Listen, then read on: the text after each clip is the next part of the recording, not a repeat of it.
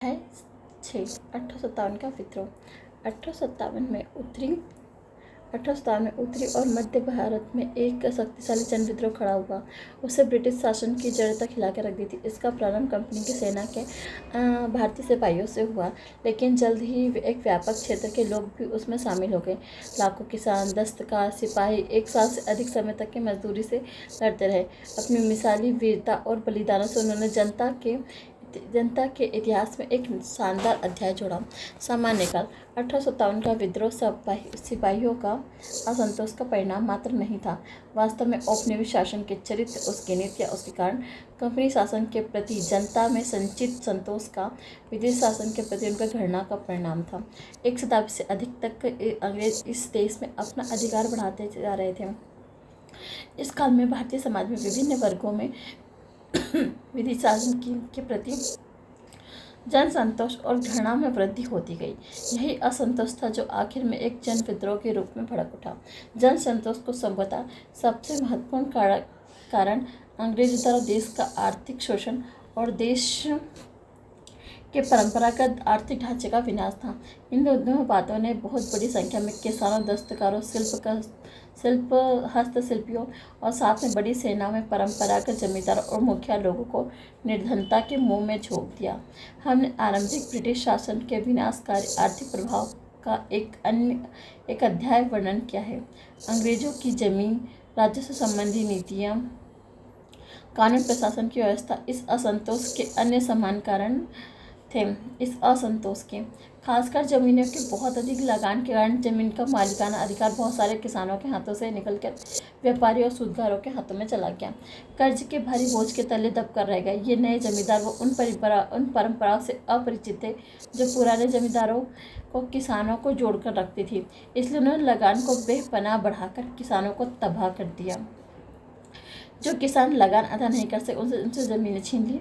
किसानों को इस तबाही का नतीजा उन 12 बड़े और अनेक छोटे अकालों के रूप में सामने आया।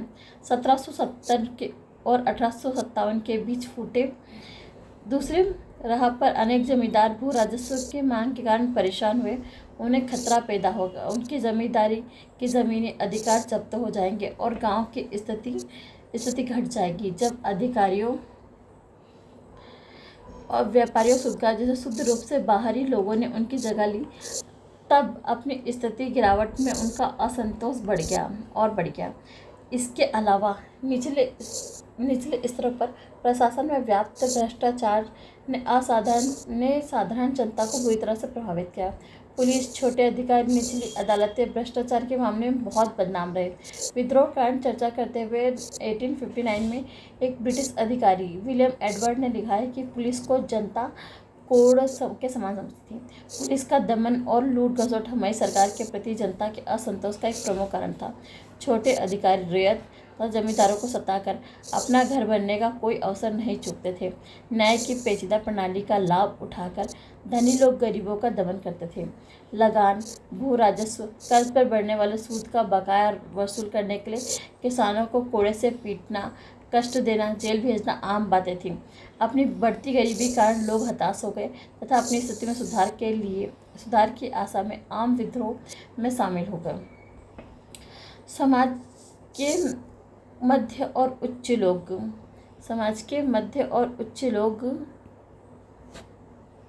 भारत में प्रशासन की अच्छी आय उच्च पदों में शामिल नहीं किए गए। इसका उन पर बुरा असर पड़ा। बुरा असर पड़ा। एक के बाद एक विदेशी राष्ट्र नष्ट होने का नतीजा ये हुआ कि भारतीय रजवाड़ों, प्रशासन और अदालतों में ऊंचे पदों पर थे। जीविका के साधन खो गए।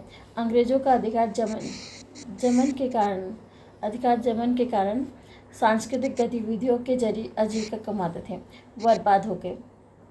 भारतीय शासकीय कला और साहित्य के संरक्षक थे। बुद्धिमान धर्मगुरुओं, फकीरों आदि की सहायता करते थे। इन फकीरों का अधिकार ईस्ट इंडिया कंपनी ने छीन लिया और यह संरक्षण भी एकाएक समाप्त हो गया। जो लोग इस पर निर्भर थे वे गरीबी के जंगल में जा फंसे। धर्म प्रदेशों, पंडितों, मौलवियों ने महसूस कर रहे थे कि उनका पूरा भविष्य खतरे में है। विदेशी शासन के प्रति घृणा पैदा करने में महत्वपूर्ण भूमिका निभाई। ब्रिटिश सरकार की अलोकप्रियता का एक और प्रमुख कारण विदेशी होना भी था। अंग्रेज भारतीय लगातार विदेशी ही बने रहे। उनके भारतीय लोगों के बीच कोई भी सामाजिक संबंध या संपर्क नहीं था। पहले के विदेश शासकों की तरह अंग्रेजों ने उच्च वर्गों के भारतीयों से भी सामाजिक मेलजोल नहीं बढ़ाया। उल्टे वे प्रजाति श्रेष्ठता के नशे में चूर हो रहे थे। भारतीयों के साथ अपमानजनक व धृष्टापूर्ण बर्ताव करते रहे, जैसा कि सर सैयद अहमद खान ने बाद में लिखा। सर सैयद अहमद खान ने बाद में लिखा है कि उच्चतम श्रेणियों के देसी लोग तब तक भी बिना अंदरूनी डर के तथा बिना कांपे हुए कभी अधिकारियों के सामने उपस्थित नहीं हुए। सबसे बड़ी बात यह है कि अंग्रेज भारत में बसने, इसे अपना घर बनाने आए नहीं थे। उनका प्रमुख उद्देश्य धन कमाना और धन को लेकर ब्रिटेन लौटना था। भारत की जनता अपने नए शासकों के इस मूल चरित्र को अच्छी तरह पहचानती थी। उन्होंने कभी भी अंग्रेजों को अपना शुभचिंतक नहीं माना। उनके एक एक क्रियाकलाप की शंका की दृष्टि से देखते रहे थे। इस तरह से उनके अंदर एक धुंधली से ब्रिटिश विरोधी भावना पहले से ही मौजूद थी, जो 1857 के विद्रोह से पहले भी अनेक अंग्रेजी विरोधी जन विद्रोह में अभिव्यक्त होती रही। जनता के बीच बढ़ते असंतोष के इस काल में कुछ ऐसी घटनाएं भी हुई जिनसे अंग्रेज सेनाओं की अपराजिता का भ्रम टूट गया और लोगों में यह विश्वास सब पर अपने लगा कि ब्रिटिश शासन के दिन अब बहुत थोड़े रह गए हैं। पहले अफगान युद्ध 1838 से 42, पंजाब के 1845 से 49 और क्रीमिया युद्ध 1854 से 56 में अंग्रेज सेनाओं का बुरी तरह से पराजय हुआ। 1855 से 56 में बिहार और बंगाल की संताल जनजातियों के लोग कुल्हाड़े तथा तीर धनुष लेकर विद्रोह पर उतर आए। अपने क्षेत्र में कुछ समय के लिए ब्रिटिश शासन को सफाया कर उन्होंने जन विद्रोह की क्षमताओं को स्पष्ट कर दिया। इन युद्धों में जीत आखिरकार अंग्रेजों की हुई। उन्होंने संस्थान विद्रोह को भी कुचल दिया। फिर प्रमुख मुकाबले में हुए नुकसानों से स्पष्ट हो गया कि एक ऐसी सेना भी डट कर लड़े तो अंग्रेज सेना को हरा सकती है। वास्तव में अंग्रेजों की शक्ति को कम समझकर भारतीयों ने इसमें बड़ी राजनीतिक भूल की। इस राजनीतिक भूल की एक बड़ी कीमत 1857 के विद्रोह को चुकानी पड़ी, परंतु साथ में इस कारण ऐतिहासिक महत्व को भी नहीं भूलना चाहिए। जनता केवल विद्रोह नहीं करती बल्कि अपने शासकों को उखाड़ कर फेंकना जानती है। इसके साथ ही उसने यह भी भरोसा होना चाहिए कि यह काम कामयाबी के साथ कर सकती है। 1856 में लॉर्ड डलहौजी ने अवध को शासन में ला लिया। पूरे भारत में खास तौर पर अवध में इसकी तीखी प्रतिक्रिया हुई। विशेष रूप से इसके कारण अवध और कंपनी की सेना में विद्रोह का वातावरण बन गया। डलहौजी के इस काम से कंपनी के सिपाही नाराज हो गए और सिपाहियों ने 75,000 और इन सिपाहियों में 75,000 अवध के थे। अखिल भारतीय भावनाओं के अभाव में इन सिपाहियों ने बाकी भारत को जीतने में अंग्रेजों की सहायता की थी, लेकिन उनके अंदर क्षेत्रीय और स्थानीय निष्ठा थी। उन्हें यह बात बुरी लगी कि उनका अपना प्रांत विदेशी अधिकार में आ गया। इसके अलावा अवध के अधिग्रहण के कारण सिपाहियों की आय पर भी बुरा असर पड़ा। अब अवध के परिवार के पास जो जमीनें थी उन पर उन्हें अधिक टैक्स देना पड़ रहा था। अवध के अधिग्रहण से डलहौजी ने कुछ तर्क दिया। वह यह था कि ये जनता को नवाब के कुप्रबंधन तथा तालुकदारों के दमन से मुक्ति दिलाना चाहते हैं, परंतु वास्तव में जनता कोई राहत नहीं मिली। उल्टा साधारण जनता को अब पहले से अधिक भू राजस्व, खाने पीने की वस्तुएं, मकानों, खेमचों, ठेलों, अफीम, न्याय पर अधिक टैक्स देने पड़ रहे थे। नवाब का प्रशासन तथा सेना भंग होने से हजारों कुलीन और भद्र अधिकारी, उनके साथ साथ उनके अमले के लोग और सिपाही बेरोजगार हो गए। लगभग हर किसान के घर पर कोई ना कोई बेरोजगार हुआ।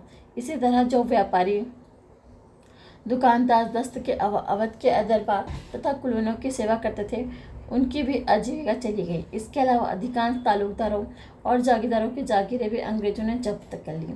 संपत्तिहीन बने इन तालुकदारों की संख्या लगभग 21,000 थी। अपनी खोई जागीरदारों और सामाजिक स्थिति को पुनः प्राप्त करने के लिए ये ये लोग ब्रिटिश शासन के सबसे खतरनाक दुश्मन बन गए। डलहौजी द्वारा अवध और अन्य राज्यों के अधिग्रहण ने देसी रजवाड़ों के शासकों में खलबली मचा दी। अब उन्हें पता चला कि अंग्रेजों के प्रति उन्हें झुक झुक कर वफादारी जताने के बाद राज्य फैलाने कि अंग्रेजों की भूख शांत नहीं हुई। इससे भी अधिक महत्वपूर्ण बात यह हुई कि अंग्रेजों की राजनीतिक प्रतिष्ठा को बहुत बड़ा धक्का लगा। कारण है कि भारतीय शासकों के प्रति उनके मौखिक या लिखित वादों समझौतों ने उन्हें बार बार तोड़ा था, उनका राज्य हड़पा था या उनको अपना अधिक बनाकर उनके सरों पर अपने आदमी बिठा दिए थे। राज्य हड़पने और उन्हें अधीन करने की यह नीति नाना साहब, झांसी की रानी, बहादुर शाह जैसे शासकों को अंग्रेजों का कट्टर दुश्मन बनाने के लिए सीधे से जिम्मेदार थे। नाना साहब आखिरी पेशवा बाजीराव द्वितीय के दत्तक थे। अंग्रेज बाजीराव द्वितीय को जो पेंशन दे रहे थे वह नाना साहब को देने से इनकार कर दिया। उनको अपनी पैतृक राजधानी पूना से बहुत दूर कानपुर में रहने के लिए बाध्य किया। इसी तरह झांसी को हड़पने में अंग्रेजों की जिद और स्वाभिमानी रानी लक्ष्मीबाई का गुस्सा भड़काया। रानी की इच्छा थी कि वह अपने स्वर्गीय पति के सिंहासन पर उनका दत्तक पुत्र बैठे। बस 1849 में डलहौजी ने मुगल वंश की प्रतिष्ठा पर यह करके चोट की थी कि बहादुर शाह के उत्तराधिकारी को ऐतिहासिक लाल किला छोड़कर दिल्ली के बाहर कुतुब मीनार के पास एक छोटे से निवास में रहना होगा। 1856 में कैनिंग ने यह घोषणा की कि बहादुर शाह की मृत्यु के बाद मुगलों के सम्राट की पदवी छीन ली जाएगी। अब वे सिर्फ राजा ही कहे जाएंगे। ब्रिटिश शासन के विरोध में जनता के खड़े होने का एक प्रमुख कारण यह भी था कि इस शासन के कारण धर्म खतरे में था। भय का प्रमुख कारण उन ईसाई मिशनरी गतिविधि थी जो हर जगह स्कूलों, अस्पतालों, जेलों, बाजारों में देखे जाते थे। ये मिशनरी लोगों को ईसाई बनने का प्रयास करते थे। हिंदू धर्म और इस्लाम के सार्वजनिक रूप से तीखा और भोंडा प्रहार करते थे। वे जनता की पुरानी और प्रिय परंपराओं, मान्यताओं की खुलकर हंसी उड़ाते थे, उनकी निंदा करते थे। साथ में उन्हें पुलिस का संरक्षण प्राप्त होता था। उन्हें जब कुछ लोगों का सचमुच धन परिवर्तन कराया तो जनता को अपने धर्म के सामने उपस्थित खतरे का जीता जाता प्रमाण मिल गया। जनता को आशंका थी कि विधि सरकार इन मिशनरियों की गतिविधियों को संरक्षण देती है। सरकार के कुछ कामों तथा बड़े अधिकारियों की कुछ गतिविधियों से इस आशंका को और बल मिला। 1850 में सरकार ने एक कानून बनाया जिसके अनुसार धर्म बदलकर ईसाई बनाने वाले को अपनी पैतृक संपत्ति में अधिकार मिल गया। इसके अलावा सरकार अपने खर्च पर सेना में ईसाई उपनिवेशों व पादी रखते थे। अनेक नागरिक, सैनिक अधिकारी मिशनरी प्रचार को प्रोत्साहन देना, सरकारी स्कूलों और जेलों तक ईसाई धर्म की शिक्षा की व्यवस्था करना अपना धार्मिक कर्तव्य मानते थे। अनेक लोगों की रूढ़िवादी धार्मिक और सामाजिक भावनाएं उन मानवतावादी उपायों के कारण भी भड़कीं जो सरकार के भारतीय सुधारकों की सलाह पर किए गए थे। उनका मत था कि एक विदेशी ईसाई सरकार को उनके धर्म, उनकी परंपराओं में हस्तक्षेप करने का कोई हक नहीं है। सती प्रथा का उन्मूलन, विधवा पुनर्विवाह संबंधी कानून तथा लड़कियों के लिए पश्चिमी शिक्षा की व्यवस्था इन लोगों को ऐसे ही अनाधिकृत हस्तक्षेप की तरह लगे। पहले भारतीय शासकों ने मंदिरों और मस्जिदों से जुड़ी जमीन को उनके पुजारियों और सेवा संस्थाओं को कर से मुक्त रखा था। अब इन्हें कर वसूलने की सरकारी नीति से भी लोगों की धर्म भावनाओं को चोट लगी। इसके अलावा इन जमीनों पर निर्भर उनके ब्राह्मण मुस्लिम परिवार गुस्से से उबल उठे और प्रचार करने लगे कि अंग्रेज उनके धर्म को नष्ट करने पर तुले हैं। 1857 का विद्रोह कंपनी के सिपाहियों के विद्रोह से प्रारंभ हुआ। इसलिए हमें यह देखना होगा कि सिपाही जिन्होंने अपनी निष्ठापूर्ण सेवा से कंपनी की भात विजय को समर्थ बनाया और जिन्हें अच्छी प्रतिष्ठा और आर्थिक सुरक्षा प्राप्त थी, क्यों एकाएक विद्रोह हो उठा। यहाँ पहली बात ध्यान में रखने की यह है कि ये सिपाही कुछ भी हो भारतीय समाज के अंग थे, इसलिए दूसरे भारतीयों पर जो भी गुजरती थी ये कुछ हद तक महसूस कर दुखी होते थे। समाज के दूसरे वर्गों, खासकर किसानों की आशाएं, इच्छाएं, दुख दर्द इन सिपाहियों के बीच में प्रतिबिंबित होते थे। ये सिपाही दरअसल वर्दीधारी किसान ही था। अगर ब्रिटिश शासन के विनाशकारी आर्थिक कृत्यों से उनके निकट संबंधी पीड़ित होते तो इस पीड़ा को सिपाही भी महसूस करते थे। ये भी उस सामान्य विश्वास से ग्रस्त थे कि अंग्रेज उनके धर्मों में दखल अंदाजी कर रहे हैं और सभी भारतीयों को ईसाई बनाने पर आमादा है उनके अपने अनुभव में इस बात को बल मिला। सभी भारतीयों को ईसाई बनाने पर आवारा थे। उन्होंने उनके अपने अनुभव में इस विश्वास को बल देते थे कि वे जानते थे कि सेना में राज्य के खर्च पर ईसाई धर्मोपदेश मौजूद है। इसके अलावा कुछ ब्रिटिश अधिकारी भी धार्मिक जोश में आकर सिपाहियों के बीच ईसाई धार्मिक प्रचार किया करते थे। सिपाहियों की अपनी धार्मिक व जातिगत शिकायतें भी थीं। उन दिनों भारतीय लोग जाति के नियमों आदि का कड़ाई से पालन करते थे। सैनिक अधिकारियों की तरफ से सिपाहियों का जाति और पंथ के चिन्हों का उपयोग पर, दाढ़ी रखने पर, पगड़ी पहनने पर प्रतिबंध था। 1856 में एक कानून बना जिसके अनुसार हर नए भर्ती होने की आवश्यकता हो तो समुद्र पार जाकर सेवा करने की जमात देनी पड़ती थी। इससे भी सिपाहियों की भावना को चोट लगी, क्योंकि उस समय हिंदू की धार्मिक मान्यता के अनुसार समुद्र यात्रा पाप थी। इसके दंड में किसी भी जाति को बाहर कर दिया जाता था। सिपाहियों को अनेक दूसरी शिकायतें भी थी। अधिकारियों और सिपाहियों के बीच एक बहुत बड़ी खाई पैदा हो गई थी तथा ब्रिटिश अधिकारी सिपाहियों के साथ अपमान का व्यवहार करते थे। एक तत्कालीन ब्रिटिश प्रेक्षक ने लिखा है कि अधिकारी और सिपाही परस्पर मित्र नहीं बल्कि एक दूसरे के अजनबी ही रहे हैं। सिपाही को एक हीन प्राणी माना जाता था, उसे डांटा फटकारा जाता था, उसके साथ बुरा बर्ताव किया जाता था, उसे निगर जैसा समझा जाता था, उसे सुअर कहकर पुकारा जाता था। छोटे अधिकारियों से हीन प्राणी मानकर व्यवहार करते थे। अगर भारतीय सिपाही अपने अंग्रेज समकक्ष जितना श्रेष्ठ हो, योद्धा भी हो, तो उसे कम पैसा दिया जाता था और अंग्रेज सिपाहियों से भी बुरे ढंग से रखा जाता था, खिलाया पिलाया जाता था। इसके अलावा उसकी उन्नति की आशंकाएं भी नहीं के बराबर थी। कोई भी भारतीय 60-70 रुपये मासिक पाने वाले सूबेदार से ऊपर नहीं उठ सकता था। वास्तव में सिपाहियों का जीवन बहुत ही कठिनाई से भरा था। स्वाभाविक से सिपाही इस बनावटी तथा उन लादी गई हीनता से खुश नहीं थे।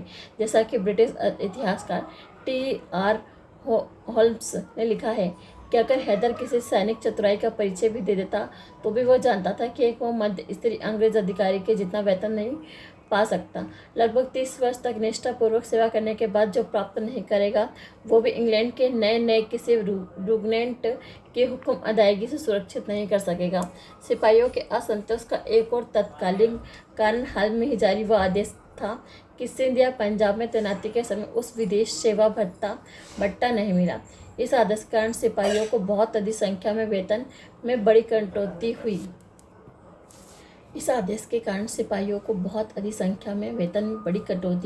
हुई। अवध के अनेक सिपाहियों का घर था। उन्हें उसके हट पे जाने से उनकी भावना को आग की तरह भड़का दिया गया। वास्तव में सिपाहियों के असंतोष के पीछे एक लंबा इतिहास रहा है। बंगाल में बहुत पहले 1764 में एक सिपाही विद्रोह घटित हो चुका था। सिपाहियों ने 30 सिपाहियों को तोपों के मुंह पर बांधकर उड़ा दिया था और इस प्रकार विद्रोह को 1806 में वेल्लूर में सिपाहियों ने विद्रोह किया। भयंकर हिंसा का सहारा लिया गया और इसे दबा दिया गया और कई सौ सिपाहियों युद्ध में मारे गए। 1824 में बैरकपुर में सिपाहियों की 47वां रेजिमेंट ने समुद्र के रास्ते बर्मा जाने से इनकार कर दिया।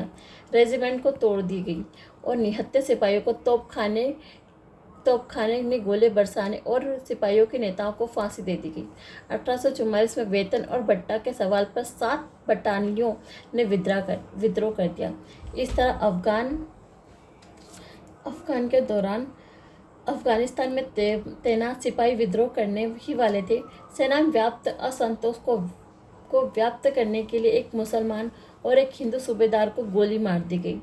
सिपाहियों में असंतोष इस कदर व्यापक हो चुका था कि 1858 में बंगाल के लेफ्टिनेंट गवर्नर फ्रेडरिक हैलिडे को यह कहना पड़ा कि बंगाल की फौज कमोकस बागी और हमेशा विद्रोह करने के लिए तैयार थे। तय है कि कभी न कभी संयोगवश उत्तेजना और अवसर मिले तो वो विद्रोह कर बैठती थी। इस तरह बड़ी तादाद में भारतीय जनता और कंपनी के सिपाहियों के बीच विदेशी शासन के प्रति व्यापक और तीखी नापसंदगी नहीं बल्कि घृणा भी मौजूद थी। आगे चलकर सर सैयद अहमद खान ने अपनी पुस्तक causes of the Indian immunity में इस भावना को इस प्रकार व्यक्त किया।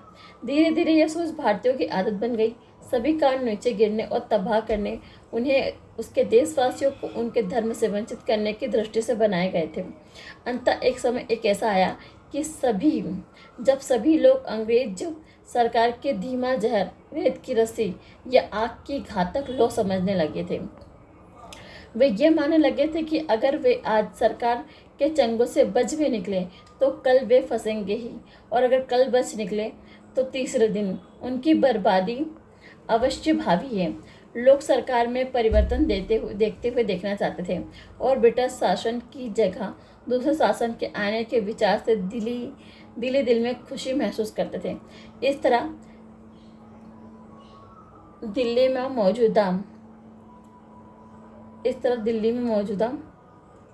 में विद्रोही द्वारा जारी एक घोषणा में कहा गया था कि पहली ये बात, हिंदुस्तान में जहां 200 रुपये मालगुजारी होनी चाहिए थी, अब उन्हें वहाँ 300 रुपये वसूल होते हैं। जहाँ उन्हें 400 रुपये होने चाहिए थे, अब वहाँ उन्हें 500 रुपये कसोटे हैं। अभी भी वे उनकी मांगे बढ़ाए जाने पर अड़े हुए, जनता को भिखमंगा बना दिया गया है। दूसरा, उन्हें चौकीदारी टैक्स को 2 गुना, 4 गुना, 10 गुना बढ़ा दिया गया है और जनता को तबाह करना चाहते हैं।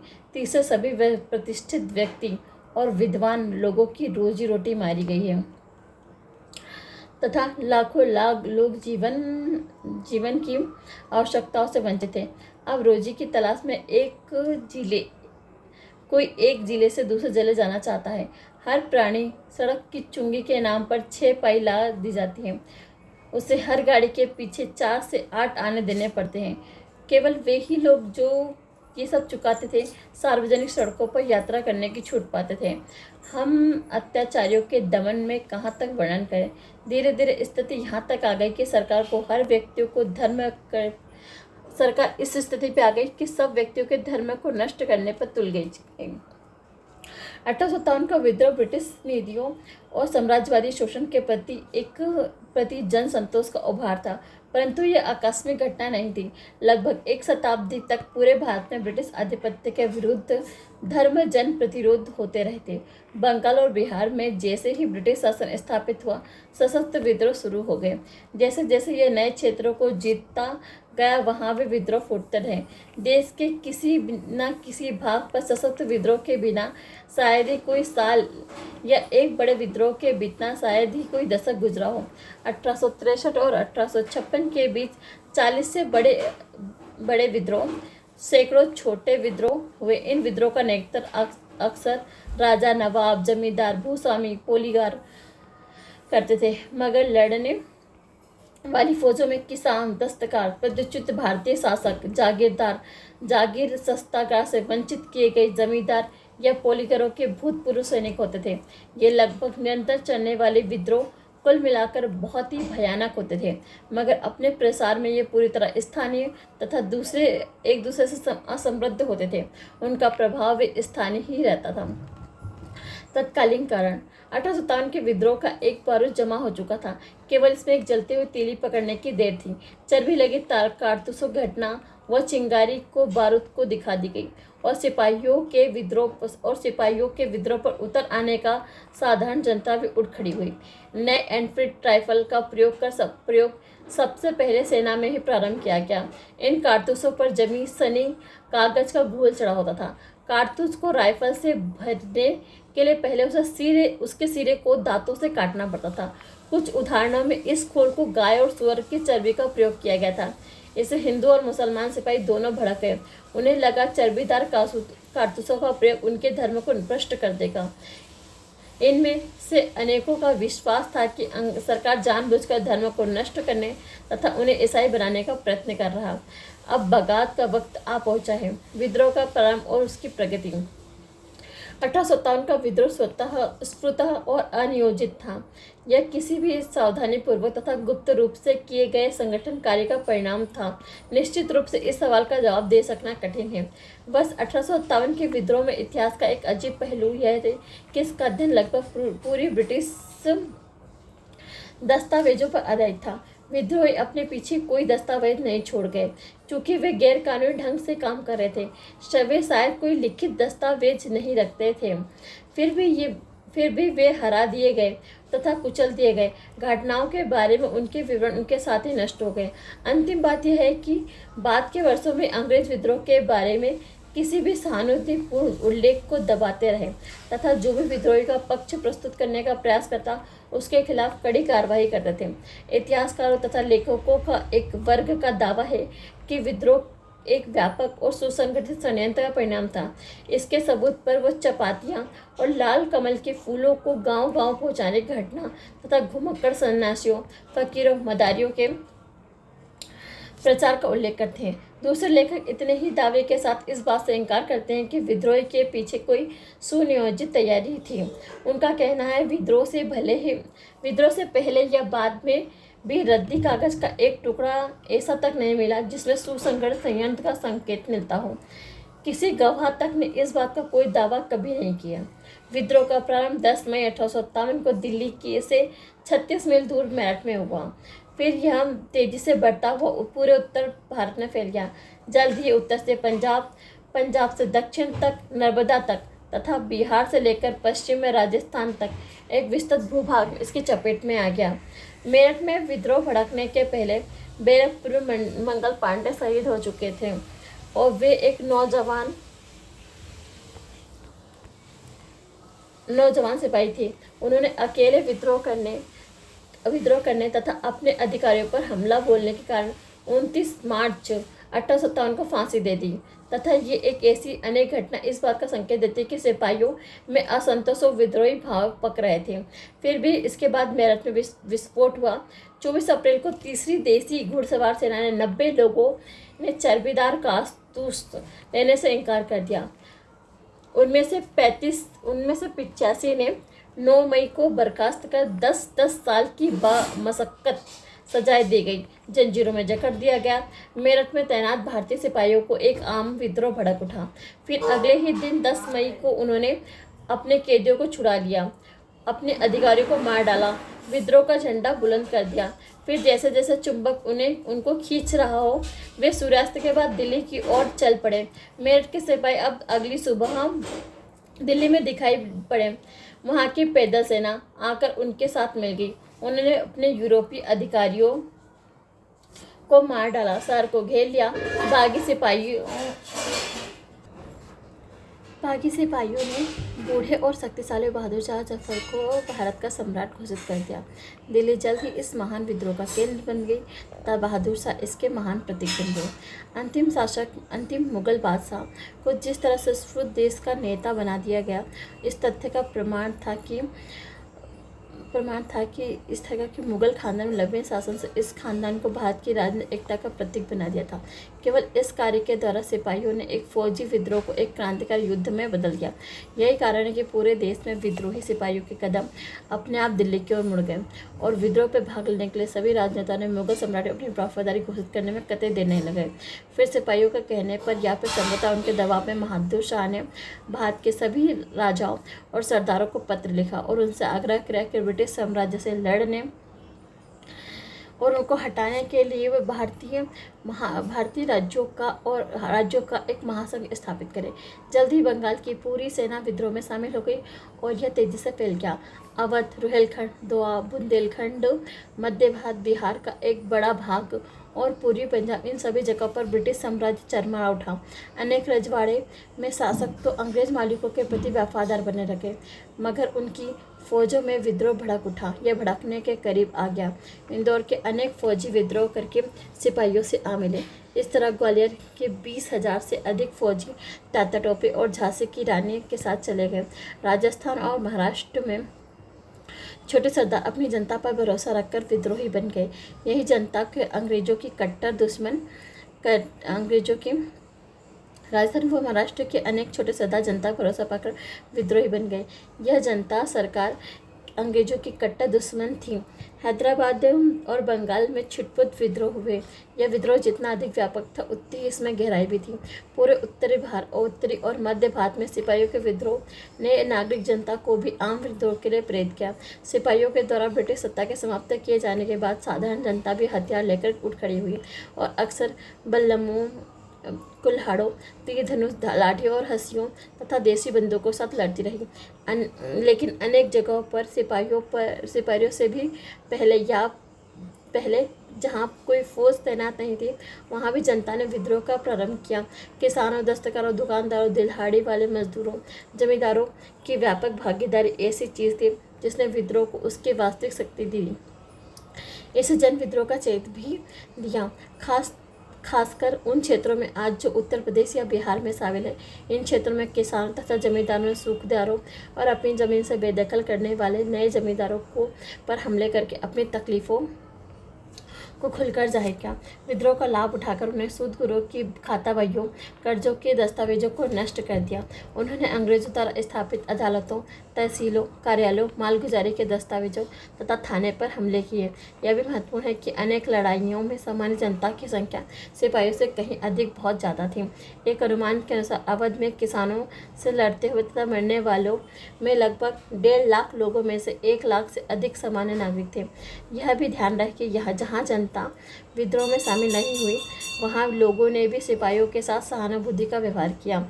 यह विद्रोहियों की हर जीत पर खुश होते रहे थे। अंग्रेजों के वफादार रहने वाले सैनिकों का सामाजिक बहिष्कार करते रहे। उन्होंने ब्रिटिश सेना के साथ सक्रिय शत्रुता का व्यवहार किया, सहायता व सूचना देने से इनकार कर दिया, गलत सूचना देकर गुमराह तक किया। लंदन टाइम्स अखबार के संवाददाता के रूप में 1858 से 59 में भारत का भ्रमण करने वाले W.H. रसल ने लिखा है, कोई भी मिसाल ऐसी नहीं है जो किसी गोरी गाड़ी पर दोस्ताना निगाह पकड़ती हो। उफ, ये आंखों की भापा, शक की गुंजाइश कहाँ है, गलत समझाने की गुंजाइश कहाँ है। यहाँ तो यह चीज़ जैसे मैंने समझा कि हमारी जाति का अक्सर बहुत से लोगों का कोई डर नहीं होता है। यहाँ भी नफरत तो इससे सभी करते थे। 1857 के विद्रोह का जनचरित्र उस समय भी स्पष्ट हुआ जब अंग्रेजों ने उसे कुचलने की कोशिश की। उन्होंने विद्रोह सिपाहियों को भी नहीं दबाया, बल्कि दिल्ली, अवध, पश्चिम उत्तर प्रांत, आगरा, मध्य भारत, पश्चिम बिहार की जनता के खिलाफ भी एक भयपूर्ण निर्मम लड़ाई और उसको लड़ना पड़ी। पूरे के पूरे गांव जला दिए गए तथा ग्रामीण नगरीय जनता को कत्लेआम किया गया। अंग्रेजों को एक एक करके गांव से लड़ना पड़ा और उत्तरी भारत के अनेक भागों में फिर से जीतना पड़ा। लोगों को बिना किसी मुकदमे के फांसी देना, फांसी के बाद सबके सामने पेड़ों पर लटकाना पड़ा। इससे पता चलता है कि इन क्षेत्रों में विद्रोह कितना फैल चुका था। 1857 की शक्ति बहुत कुछ हिंदू मुस्लिम एकता पर नहीं थी। सैनिक और जनता, नेता, हिंदुओं और मुसलमानों के बीच पूरा सहयोग देखा गया। सभी विद्रोहियों ने एक मुसलमान बहादुर शाह को अपना सम्राट स्वीकार कर लिया। मेरठ के हिंदू सिपाहियों ने मन में पहला विचार दिल्ली की ओर कूच करने का ही आया। हिंदू और मुसलमान विद्रोही सिपाही एक दूसरे की भावना का पूरा सम्मान करते थे। उदाहरण के लिए विद्रोह जहाँ भी सफल हुआ, हिंदुओं की भावनाओं का आदर करते फौरन ही गौ हत्या बंद करने के आदेश जारी कर दिए। इसके अलावा नेतृत्व के हर सप्ताह पर हिंदू और मुसलमानों को समान प्रतिनिधित्व प्राप्त था। विद्रोह में हिंदू मुस्लिम एकता की भूमिका परोक्ष रूप से एक वरिष्ठ अधिकारी एटचिसन ने स्वीकार किया। बहुत कड़े मन से लिखता है कि इस मामले में हर मुसलमान को हिंदुओं से नहीं लड़ा सकते।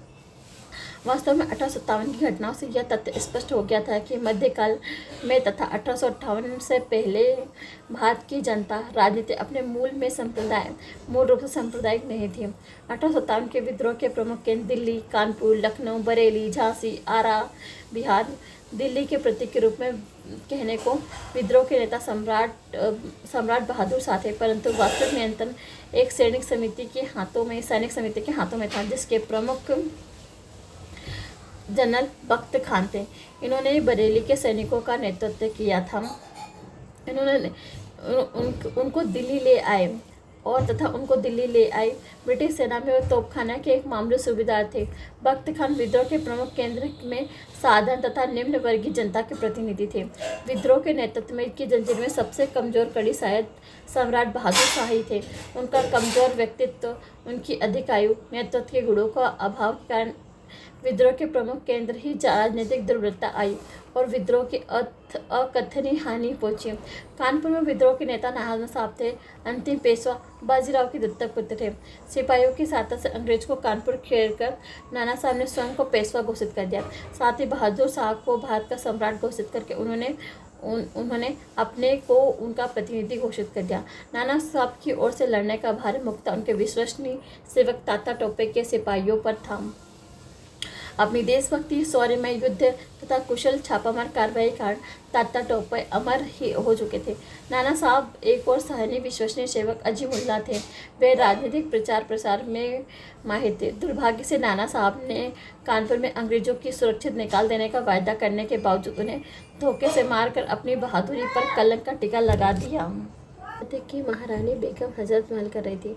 उन्होंने अपने नाबालिग बेटे वीर दस कदर को अवध का नवाब घोषित कर दिया।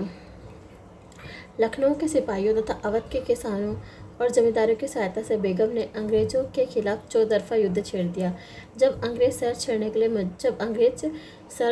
लिए मजबूर हो गए तो उन्होंने रेसिडेंसी की इमारत में शरण ले ली। आखिर में रेसिडेंसी का घेरा कामयाब नहीं हुआ, क्योंकि छोटी सी ब्रिटिश सेना उदारणी, धैर्य और बहादुरी से लड़ती रही। 1857 के विद्रोह के महान नेताओं में से भारतीय इतिहास की महानतम वीरांगनाओं में से एक थी झांसी की युवा रानी महारानी लक्ष्मीबाई। जब अंग्रेजों ने झांसी गद्दी के लिए एक उत्तराधिकारी गोद लेने रानी के अधिकार को नहीं माना तो उनके राज्य का अपहरण कर लिया गया। उन्हें धमकी दी गई कि वह झांसी के सैनिकों का विद्रोह के लिए भड़काने के लिए उत्तरदायी माना जाएगा। तब रानी ने विद्रोहियों से आ मिली। कुछ समय तक अनिश्चय की स्थिति में रही, लेकिन जब उन्होंने विद्रोहियों का साथ देने का फैसला किया तो बहुत ही बहादुरी के साथ उन्होंने अपने सैनिकों का नेतृत्व किया। तब से लेकर आज तक उनके धैर्य, साहस और सैनिक कुशलता की गाथा देशवासियों को प्रेरणा देती आ रही। अंग्रेजों के साथ उनकी एक भयानक लड़ाई हुई, जिसमें स्त्रियां तक तोपें चलाते और गोला बारूद बांटती थीं। उसके बाद रानी को झांसी से बाहर भागना पड़ा। तब उन्होंने अनुयायी को शपथ दिलाई, हम अपने हाथों में अपनी आज़ाद शाही के कब्र नहीं खोदेंगे।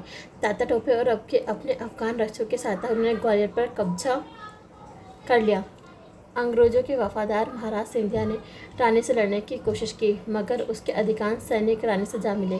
सिंधिया ने आगरा जाकर अंग्रेजों की शरण ली। यह बहादुर रानी सिपाही के वेश में एक घोड़े पर सवार होकर लड़ते हुए 17 जून 1868 को वीरगति को प्राप्त हुए। उनके साथ एक मुस्लिम लड़की भी शहीद हुई, जो बचपन के साथी थी। बिहार में विद्रोहियों के प्रमुख नेता कुंवर सिंह थे, जो आरा के पास जगदीशपुर के एक तबाह और असंतुष्ट जमींदार थे। लगभग 80 वर्ष के होते हुए भी वो विद्रोहियों के समुदाय सबसे प्रमुख सैनिक नेता तथा रणनीतिज्ञ थे। फैजाबाद के मौलवी अहमदुल्ला के विरोधी के प्रमुख नेता थे। वे मद्रास के रहने वाले थे। वहीं से उन्होंने सशक्त विद्रोह का प्रचार कार्य शुरू कर दिया। जनवरी 1858 में वे उत्तर में फैजाबाद आ गए। यहाँ उन्होंने ब्रिटिश सेना की उस कंपनी की भीषण लड़ाई लड़ी जो उनके विद्रोह के प्रचार रोकने के लिए भेजी गई थी। जब मई में आम बगावत भड़क हुई तो अवध को एक मान्य नेता के रूप में उभरे। विद्रोह के वे सबसे महान वीर सिपाही थे। इनमें से अनेकों ने युद्ध क्षेत्र में अद्भुत साहस का परिचय दिया। हजार सैनिकों ने निःशुद्ध भाव से अपने प्राणों का बलिदान कर दिया। सबसे बड़ी बात यह है कि इन सैनिकों का दृढ़ निश्चय और बलिदान ही था जिसने अंग्रेजों को भारत से लगभग खदेड़ ही दिया था। इस देशभक्तिपूर्ण संघर्ष में उन्होंने अपने मन में गहरे बैठे धार्मिक पूर्वाग्रहों को भी कुर्बानी दे दी। उन्होंने विद्रोह तो किया था चर्बीदार कारतूसों के चावल पर, मगर घृणित विदेशों को बाहर भगाने की धुन में वो लड़ाइयों में जमकर इन्हें चर्बीदार कारतूसों का प्रयोग करते रहे। विद्रोहियों की कमजोरियां एवं दमन। 1857 का विद्रोह बहुत बड़े क्षेत्र में फैला हुआ था। जनता का व्यापक समर्थन इसे प्राप्त था। फिर भी यह पूरे देश या भारतीय समाज के सभी अंगों वर्गों को लपेट में नहीं ले सका। यह दक्षिण भारत तथा पूर्वी और पश्चिमी भारत के अधिकांश भागों में नहीं फैल सका, क्योंकि इन क्षेत्रों में पहले से अनेक विद्रोह हो चुके थे। भारतीय रजवाड़ों के अधिकांश शासक बड़े जमींदार, पक्के स्वार्थी और अंग्रेजों की शक्ति से भयभीत थे। वे विद्रोह में शामिल नहीं हुए। इसके विपरीत ग्वालियर के सिंधिया, इंदौर के होलकर, फैजाबाद के निज़ाम, जोधपुर के राजा और दूसरे राजपूत शासक, भोपाल के नवाब, पटियाला नाभा और जींद के सिख शासक, पंजाब के दूसरे सिख सरदार, कश्मीर के महाराजा, नेपाल के राणा, दूसरे अनेक सरदारों को उनके और अनेक चमड़ जमींदारों ने विद्रोह को चलने में अंग्रेजों की सक्रिय सहायता की। वास्तव में भारतीय शासकों में 1% से अधिक विद्रोह में शामिल नहीं हुए। Governor general Canning governor Canning बाद में टिप्पणी की, शासकों और सरदारों ने तूफानों के आगे बांध की तरह काम किया, वरना यह तूफान की एक लहर हमें बहा ले जाती। मद्रास, बम्बई, बंगाल, पश्चिमी पंजाब में जनता विरोधियों में हमदर्दी रखती थी, फिर भी यह प्रांत अप्रभावित रहे। इसके अलावा असंतुष्ट तथा बेदखल जमींदारों को छोड़कर उच्च तथा मध्य वर्गों के अधिकांश लोग विद्रोह के आलोचक थे। संपन्न वर्गों के अधिकांश लोग विद्रोहियों के प्रति ठंडे बने रहे, उनका सक्रिय विरोध किया गया। यहाँ तक कि विद्रोह में शामिल अवध के बहुत से तालुकदारों ने अंग्रेजों से यह आश्वासन पाकर कि जागीर उन्हें वापस कर दी जाएगी, विद्रोह से किनारा कर लिया। इसका एक लंबा खींचता हुआ छापामार संघर्ष चला सकना अवध के किसानों और सिपाहियों के लिए बहुत कठिन हो गया। ग्रामीण जनता के हमले का खास निशाना सूदखोर थे, इसलिए वे स्वाभाविक तौर पर विद्रोह के शत्रु थे। लेकिन धीरे धीरे व्यापारी भी इसके शत्रु बन गए। युद्ध का खर्च जुटाने के लिए विद्रोहियों को उन पर भारी कर लगाना पड़ा। सेना को भोजन देने के लिए उनके अनाज गोदामों को कब्जा करना पड़ा। व्यापारी प्राय अपनी दौलत और माल छिपा देते थे। विद्रोही को मुफ्त में सामान देने से मना कर देते थे। बंगाल के जमींदार भी अंग्रेजों के प्रति वफादार बने रहे। आखिरकार वे अंग्रेजों की ही पैदावार थे। इसके अलावा बिहार के जमींदारों के प्रति किसानों की शत्रुता ने बंगाल के जमींदारों को भी डरा दिया था। इसी तरह बम्बई, कलकत्ता, मद्रास के बड़े व्यापारियों ने भी अंग्रेजों का साथ दिया। कारण कि उनका अधिकांश मुनाफा अंग्रेज व्यापारियों के साथ होने वाले विदेशी व्यापार तथा आर्थिक संबंधों से होता था। आधुनिक शिक्षा प्राप्त भारतीयों ने विद्रोह का साथ नहीं दिया। विद्रोही जिस प्रकार अंधविश्वासों का उपयोग करते थे, प्रगतिशील सामाजिक उपायों का विरोध करते थे, उनसे यह भारतीय विद कर दूर हो गए। जैसा कि हमने देखा गया है कि शिक्षित भारतीय देश का पिछड़ापन समाप्त करना चाहते थे। उनके मन में यह गलत विश्वास भरा था कि अंग्रेज आधुनिकीकरण के ये काम पूरा करने में उनकी सहायता करेंगे, जबकि जमींदारों, पुराने शासकों, सरदारों तथा दूसरे सामंती तत्वों के नेतृत्व में लड़ने वाले विद्रोहियों